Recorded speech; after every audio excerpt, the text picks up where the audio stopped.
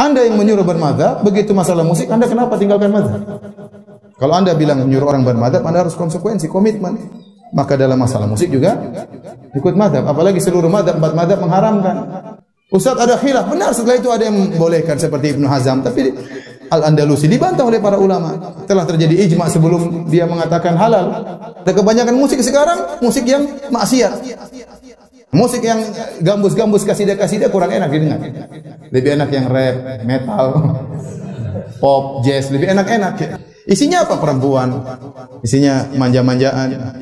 Ya. Kau yang di sana, kau yang di sini, kau yang di sana, kau yang di sini. Orang jadi stres semua, pikirin cewek, pikirin macam-macam lah ya. A'udzu billahi minasy syaithanir rajim. Bismillahirrahmanirrahim. Ustaz, apa hukum musik dalam Islam? Hukum musik hukumnya haram. Ya, hukumnya haram dan ini ijma ulama. Semua mazhab, mazhab Syafi'i, mazhab Hambali, mazhab Maliki, mazhab Hanafi, semuanya mengatakan haram. Ya, dan saya sudah sampaikan dalam buku saya ajaran mazhab Syafi'i yang ditinggalkan.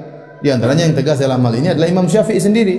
Ya, Imam Syafi'i mengatakan barang siapa yang mencuri alat musik tidak boleh dipotong tangannya. Kenapa? Karena mencuri alat musik sama seperti mencuri bir dan mencuri babi. Ya. Mencuri yang haram tidak perlu dipotong tangannya. Kalau ada orang yang merusak alat musik, kata Imam Syafi'i juga tidak perlu disuruh bayar ganti rugi. Kenapa? Sama seperti dia menghancurkan khamar. Itu perkara yang haram. Seluruh ulama Syafi'i mengharamkan. Mau sebut ulama Syafi'i mana saja. Terutama saya sampaikan ini kenapa? Karena kita Indonesia bermadzhab apa? Syafi'i. Bahkan Ibnu Hajar Al-Haytami dalam kitabnya Az-Zawajir an Iktirafil Kabair menyatakan bahwasanya bermain musik, mendengar musik ini semua termasuk dosa besar. Ini yang menyatakan ulama besar di mazhab Syafi'i. Ya repot sekarang sebagian orang, sebagian dai di tanah air kita menyuruh bermadzhab. Kalian harus bermadzhab, kalian harus bermadzhab. Begitu masalah musik dia lari dari mazhab. Beneran? Dia harus bermadzhab. Kalian mana mazhabnya tidak bermadzhab? Begitu masalah musik dia lepas semua mazhab. Ini hawa nafsu. Anda yang menyuruh bermadzhab, begitu masalah musik Anda kenapa tinggalkan mazhab? Kalau Anda bilang menyuruh orang bermadzhab, Anda harus konsekuensi, komitmen. Maka dalam masalah musik juga ikut mazhab, apalagi seluruh mazhab, 4 mazhab mengharamkan.